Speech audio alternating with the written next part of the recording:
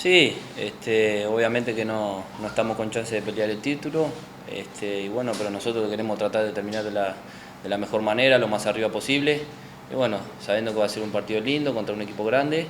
y donde ellos se juegan el campeonato también. Y bueno, nosotros vamos a salir a jugarlo como salimos a jugarlo contra Guaraní, a querer ganarlo. Sí, siempre son lindos los clásicos, el del otro día fue un clásico muy lindo, ahora este va a ser especial también porque Olimpia se está jugando el campeonato y bueno, nosotros no nos estamos jugando nada en el sentido de lo que es campeonato, pero sí nos estamos jugando terminar de la mejor manera nosotros, tratar de hacer un buen papel y bueno, todos los partidos que salimos a jugar queremos hacer las cosas bien. Y está haciendo hincapié en el posicionamiento del equipo, en lo general, en cómo debemos pararnos, en tratar de ser los primeros marcadores partiendo del delantero y de ahí ya tratar de salir de contragolpe y